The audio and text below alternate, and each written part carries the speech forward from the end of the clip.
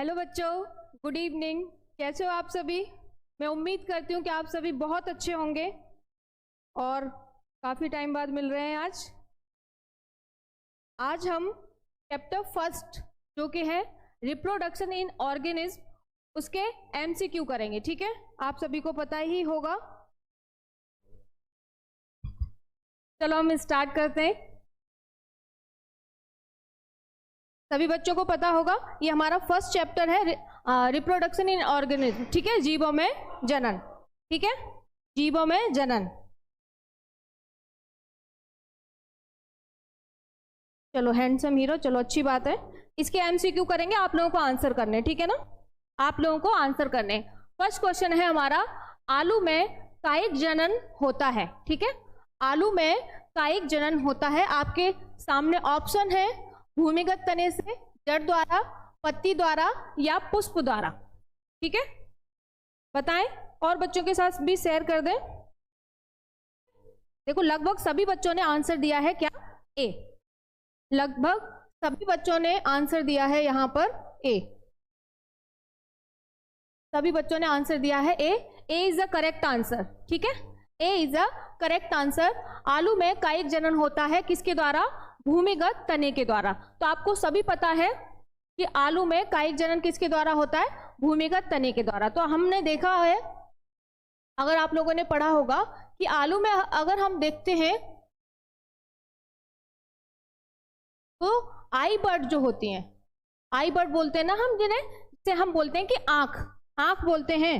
ठीक है ना, क्या बोलते हैं? जैसे देखा होगा घरों में आपने आलू रखा है और थोड़ा सा मौसम बरसात का या कैसा भी है या बहुत टाइम से आलू रखा है, तो आप देखोगे उसमें हल्का सा ग्रीन ग्रीन कलर से, ऐसे नोटिस किया होगा आपने, ऐसे बोलते हैं ना घर में मम्मी वगैरह के, अरे भाई आलू तो ये उगने लग गया, बोलते हैं ना, तो उन्हें बोलते हैं आलू की आंख या आई बर्ड बोलते हैं। ठीक है, तो उसमें हम करते क्या है, ये जो आलू है उसमें करते क्या है, उसको ऐसे जहां जहां से आई बर्ड है, यानी कि जो आलू की आंख निकली है, उसको हम क्या करेंगे, वहां से कट करके उसे जमीन में लगा देंगे। ठीक है ना, उसे हम क्या करेंगे, जमीन में लगा देंगे। उससे फिर जैसे मान लीजिए हमने इसके 4 टुकड़े कर लिए या 3 टुकड़े कर लिए, फिर तीनों या चारों टुकड़ों को हम जमीन में अलग अलग लगा देते हैं। उससे क्या होगा, नया प्लांट जो है वो उगकर आ जाएगा या नया प्लांट जो है वो जनरेट हो जाएगा। ठीक है, तो आई बर्ड, इसीलिए इसका आंसर क्या होगा, भूमिगत तने के द्वारा। किसके द्वारा? भूमिगत तने के द्वारा आलू में होता है। ठीक है, चलो सेकंड क्वेश्चन है हमारा, समसूत्री विभाजन होता है। सेकंड क्वेश्चन का आंसर करें, समसूत्री विभाजन होता है। ऑप्शन फर्स्ट है आपके सामने, कायिक कोशिकाओं में, जनन कोशिकाओं में, या ए बी दोनों में, या इनमें से किसी में नहीं। बताएं जल्दी से। चलो अब इसका आंसर देख लेते हैं। ठीक है, देखो बहुत सारे बच्चों ने आंसर किया है जनन कोशिकाओं में। समसूत्री विभाजन होता है किसमें? जनन कोशिकाओं में। पर देखिए इसका आंसर होगा ए, कायिक कोशिकाओं में। देखो कैसे होगा कायिक कोशिकाओं में, क्योंकि बहुत सारे बच्चों ने जनन कोशिकाओं में किया है। तो एक बात बताइए, जनन कोशिकाओं में कैसे हो सकता है भाई? देखो इसका आंसर बता रहे हैं। मान लीजिए यहां पर मेल जो है क्या है, डिप्लॉयड है, यानी कि द्विगुणित है। वैसे ही जो फीमेल है वो भी क्या होगी, द्विगुणित होगी। क्या होगी? द्विगुणित होगी दोनों साइड पे। अब यहाँ पर जब अलग अलग युग्मक बनेंगे, ठीक है, जब यहाँ पर अलग अलग युग्मक बनेंगे तो यहाँ पर कौन सा विभाजन होगा? यहाँ पर होगा अर्धसूत्री विभाजन। ठीक है, यहाँ पर होगा अर्धसूत्री विभाजन। आप लोगों ने आंसर किया है जनन कोशिकाओं में, तो जनन कोशिकाओं में समसूत्री विभाजन नहीं होगा, जनन कोशिकाओं में होगा अर्धसूत्री विभाजन। तो इसका आंसर एकदम करेक्ट होगा ए, कायिक कोशिकाओं में। ठीक है, अमित फ्रॉम दिल्ली। ठीक है, चलो नेक्स्ट क्वेश्चन की तरफ बढ़ेंगे।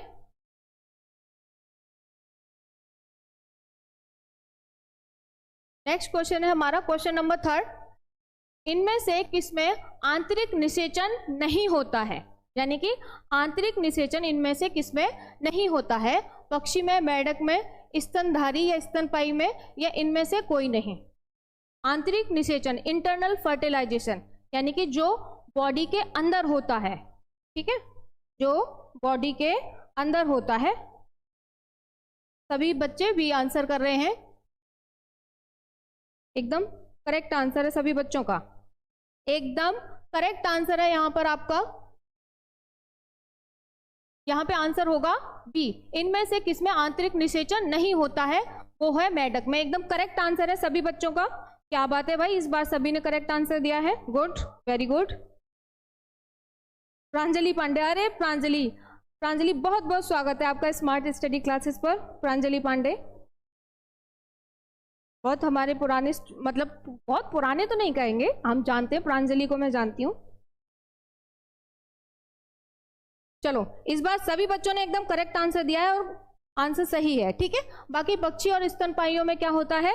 इंटरनल फर्टिलाइजेशन होता है, मेढक में इंटरनल फर्टिलाइजेशन नहीं होता। मेढक क्या करता है? वो एक्सटर्नल फर्टिलाइजेशन करता है। अगर मेढक, देखो ऐसे देख लेंगे इसको, वैसे आप सभी को पता है, मुझे बताने की जरूरत तो है नहीं, पर एक बार जिन बच्चों को नहीं पता होगा वो देख लेंगे। मेढक क्या करता है? वो पानी में ही अपने स्पर्म को रिलीज कर देता है। वैसे ही जो फीमेल फ्रॉग होती है वो भी अपने एग्स को पानी में रिलीज कर देती है, फिर एग और स्पर्म आपस में पानी में मिलकर फर्टिलाइजेशन कर लेते हैं। तो करेक्ट आंसर है सभी बच्चों का, ठीक है। अरे एटीट्यूड गर्ल रेखा, हम आपको भी जानते हैं, ऐसे कैसे नहीं जानेंगे भाई, बिल्कुल जानते हैं। क्वेश्चन नंबर 4 का आंसर करेंगे। द्विविखंडन एक प्रकार का है, कायिक प्रवर्धन, अलैंगिक जनन, लैंगिक जनन, या इनमें से कोई भी नहीं? हैंडसम हीरो, धन्यवाद, थैंक यू, बहुत बहुत थैंक यू। चलो आंसर करेंगे क्वेश्चन नंबर 4 का। द्विविखंडन एक प्रकार का है, कायिक प्रवर्धन, अलैंगिक जनन, लैंगिक जनन, या इनमें से कोई भी नहीं? चलो लगभग सारे बच्चों ने भी आंसर किया है, अलैंगिक जनन। द्विविखंडन एक प्रकार का होता है क्या? अलैंगिक जनन। चलो एकदम करेक्ट आंसर है। जिन भी बच्चों ने बी आंसर दिया है उन सभी बच्चों का करेक्ट आंसर है बी, अलैंगिक जनन। तो देखो द्विविखंडन या कहेंगे हम बाइनरी फिजन बोलते हैं। तो बाइनरी फिजन या द्विविखंडन किसमें होता है? अलैंगिक जनन में। अगर आप अमीबा में देखोगे, ठीक है ना, अमीबा में आप देखोगे, जैसे मान लीजिए अमीबा है, तो वो क्या करेगा? द्विविखंडन के द्वारा या कहेंगे बाइनरी फिजन के द्वारा अपने आप को क्या कर लेगा? डिवाइड कर लेगा, ठीक है। अगर आपने हमारा sexual reproduction in organism first chapter attend किया है तो आपको पता होगा, जिन बच्चों ने अटेंड किया है क्लास उनको पता होगा, ठीक है, ठीक है। तो लगभग सभी बच्चों का आंसर सही है यहां पर, अलैंगिक जनन, ठीक है। नेक्स्ट क्वेश्चन की तरफ बढ़ेंगे, क्वेश्चन नंबर 5। क्वेश्चन नंबर 5 पे आ जाते हैं। निम्नलिखित में से किसमें युग्मक स्थानांतरण के लिए जल की आवश्यकता नहीं होती? ठीक है, युग्मक स्थानांतरण के लिए जल की आवश्यकता नहीं पड़ती है।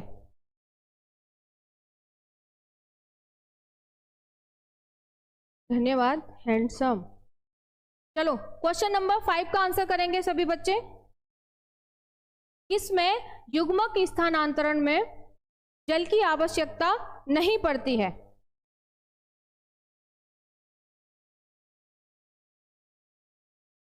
ठीक है प्रशांत,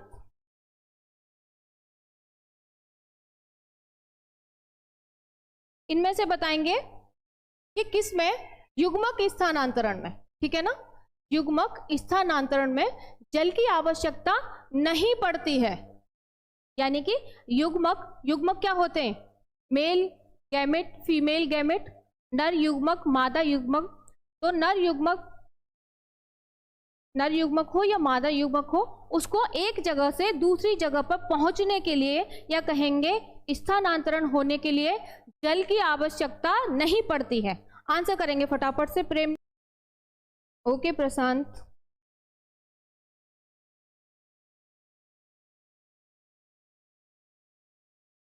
चलो लगभग सभी बच्चे आंसर कर रहे हैं, इसमें बी आंसर कर रहे हैं।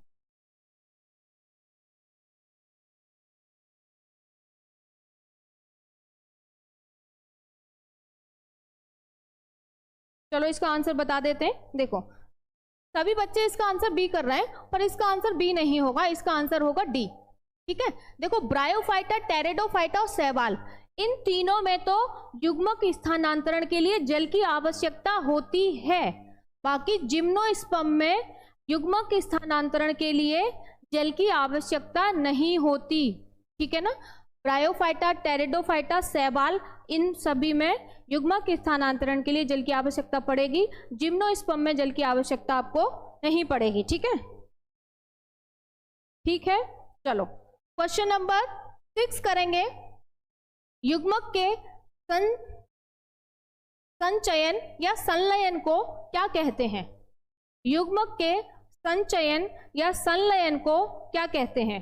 ठीक है, युग्मकों के संलयन को क्या कहते हैं? परागण, सिनगेमी या पार्थेनोजेनेसिस या स्पोरोजेनेसिस। आंसर करें।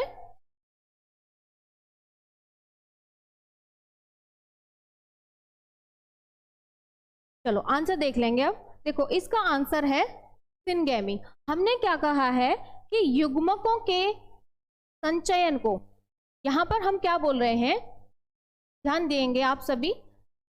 मान लीजिए ये नर युग्मक है और यहाँ पर हमारे पास में मादा युग्मक है। ठीक है, क्या है? मादा युग्मक है। हम कह रहे हैं इन दोनों के मिलने को, इन दोनों के मिलने को हम क्या कहेंगे? तो बहुत सारे बच्चे परागण आंसर दे रहे हैं। परागण जो होता है वो फ्लावर्स में होता है, आपको पता होगा, पुष्प में होता है परागण। ठीक है ना, पुष्प में होता है परागण, इसीलिए ए आंसर नहीं होगा। युग्मकों के संलयन को हम कहते हैं सिनगेमी। ठीक है, जब दो युग्मक आपस में मिलते हैं तो उसको हम क्या कहते हैं? उसको हम कहते हैं सिनगेमी। ठीक है, जिन बच्चों ने क्लास अटेंड की है उनको पता होगा। चलो नेक्स्ट क्वेश्चन की तरफ बढ़ेंगे। क्वेश्चन नंबर 7 है, मानव युग्मक में गुणसूत्रों की संख्या होती है। मानव युग्मक में गुणसूत्रों की संख्या होती है, दिया जाएगा। चलो चलो हम आंसर कर दे रहे हैं इसका। देखो क्या पूछा है, मानव युग्मक में गुणसूत्रों की संख्या, मानव युग्मक में गुणसूत्रों की संख्या। देखो अगर ये पूछा जाता कि जोड़े में बताना है आपको, ठीक है, क्या जोड़े में बताना है, तो आपको अगर जोड़े में पूछा जाता तो आप 23 आंसर करते।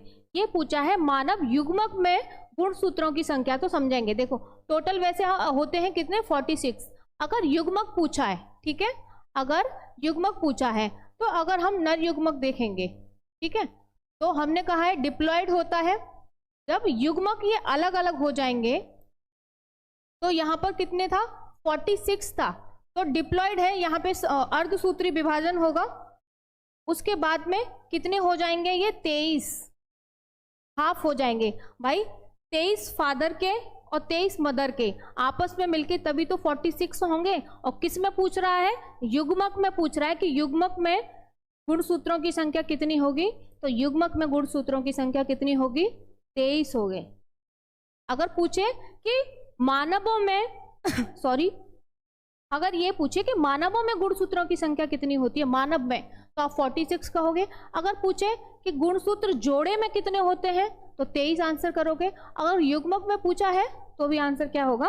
23 होगा। क्वेश्चन नंबर 8 पे आ जाते हैं। किसमें आंतरिक निषेचन होता है? बताएं, किसमें आंतरिक निषेचन होता है?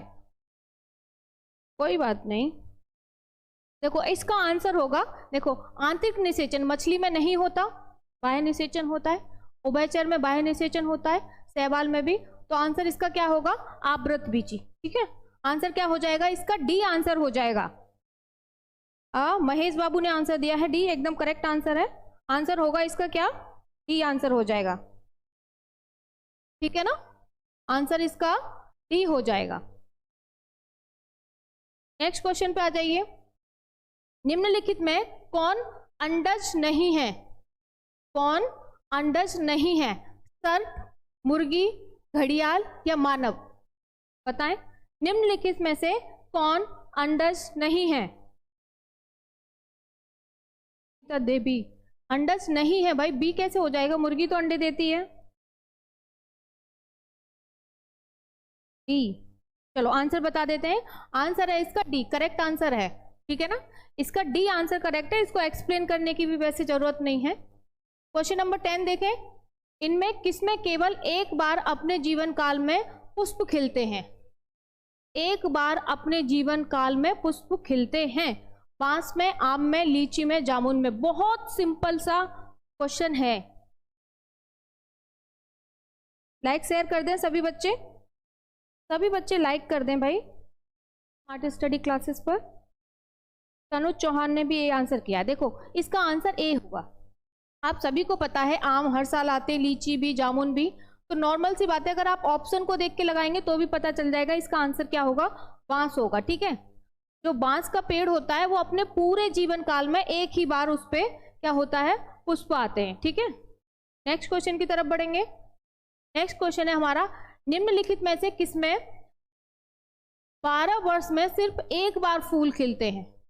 चलो इसका आंसर करें।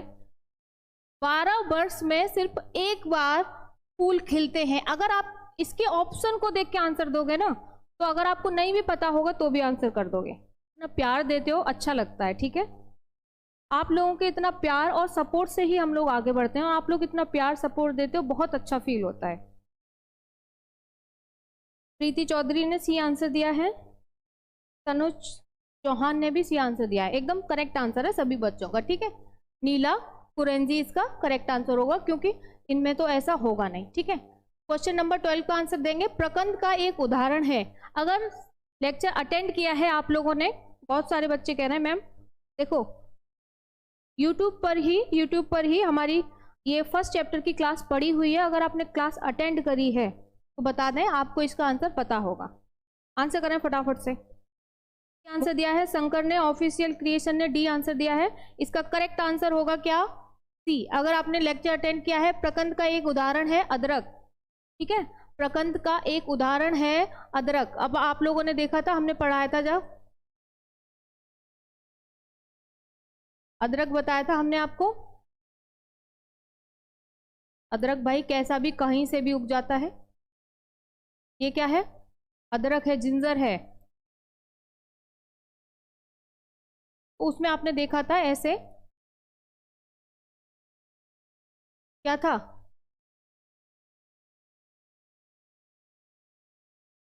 क्लास अटेंड करी है सभी बच्चों ने तो जरूर पता होगा कि इसमें से प्रकंद कौन सा है। ठीक है, नेक्स्ट क्वेश्चन की तरफ बढ़ेंगे। क्वेश्चन नंबर 13 है, कलिका रोपण का उदाहरण है। कलिका रोपण का उदाहरण है कायिक जनन, ऊतक संवर्धन, लैंगिक जनन या प्रकीर्णन? बताएं जल्दी से। क्वेश्चन नंबर 13, कलिका रोपण, कलिका लगाते हैं ना हम, जैसे गुलाब के पेड़ में काट के टहनी कलिका लगाते हैं। आंसर करें इसका क्या है, कारण है किसका, कायिक जनन का, ऊतक संवर्धन का या लैंगिक जनन का या प्रकीर्णन का? भाई देखो नॉर्मल सी बात है, कलिका रोपण ऐसे मान लीजिए गुलाब की टहनी देखी होगी, ऐसे हम कट करके दूसरी जगह पर लगा देते हैं, तो आंसर क्या होना चाहिए इसका? पायल ने आंसर दिया है ए। खुश 4412, क्या भाई, अंजलि मौर्य, प्रीति चौधरी ने आंसर किया है ए, नीट लवर ने आंसर किया है ए, ऑफिशियल क्रिएशन ने आंसर किया है ए, चांदनी बर्मा ने भी ए आंसर किया है।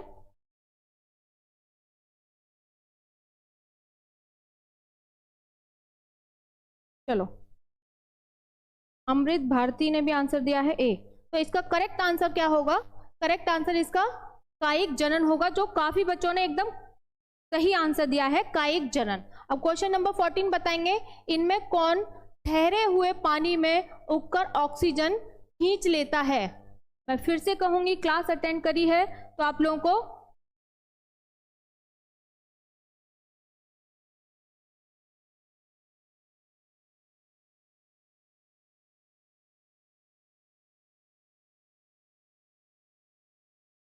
आंसर करें सभी बच्चे। मैम मेरा करेक्ट है, चलो ये आंसर किया है। देखो इनमें कौन ठहरे हुए पानी में उगकर ऑक्सीजन खींच लेता है, तो आंसर इसका जलकुंभी होगा। तो काफी बच्चों ने करेक्ट आंसर दिया है। देखो कमल नहीं हो सकता, धान भी नहीं हो सकता और हाइड्रला भी नहीं हो सकता, तो आंसर इसका क्या होगा, जलकुंभी होगा। काफी बच्चों ने आंसर सही दिया है। ठीक है, मैं फिर से एक बार रिपीट कर दे रही हूं, हमारा रैंकर बैच स्टार्ट हो चुका है। जो भी बच्चे 2024 के लिए तैयारी कर रहे हैं, ठीक है, वो ज्वाइन कर सकते हैं। ऐप पर हमारी क्लासेस स्टार्ट हो चुकी हैं। आपको कोई भी जानकारी चाहिए, इस नंबर पर कॉल करके, आप नंबर पे कॉल भी कर सकते हैं, व्हाट्सएप पर मैसेज भी कर सकते हैं, इस नंबर पर कॉल करके आप पता कर सकते हैं। ठीक है, 9058704381। ठीक है, चलो नेक्स्ट क्वेश्चन की तरफ बढ़ते हैं। क्वेश्चन नंबर 15 है हमारा, एक लिंगिता की स्थिति को उल्लेखित करने के लिए किस शब्द का उपयोग या प्रयोग किया जाता है। कल हम बार बार बोल रहे थे रिवीजन करिए, चैप्टर पूरा कंप्लीट हो चुका है, रिवाइज करिए। ठीक है, बच्चों ने सी आंसर दिया है और सभी का एकदम करेक्ट आंसर है एक लिंगाश्रयी। ठीक है, तो जो यूनिसेक्सुअल या एक लिंगी को हम जो दूसरे नाम से जानते हैं वो है एक लिंगाश्रयी। ठीक है, अब क्वेश्चन नंबर 16 पे आ जाएं। द्विनिषेचन का परिणाम होता है बीजपत्र, बीजांडकाय, भ्रूणपोष या भ्रूण। ये हमारा लास्ट क्वेश्चन है आज का। क्वेश्चन नंबर 16 का आंसर करेंगे सभी बच्चे फटाफट से।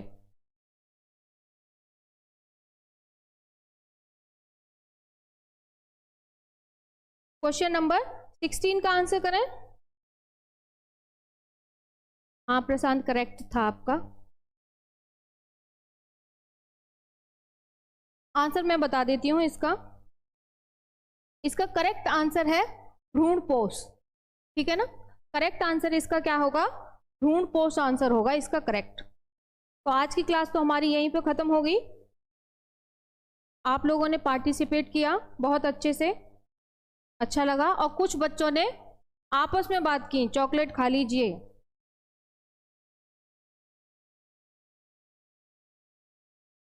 चलो आज की क्लास को हम यहीं खत्म करेंगे।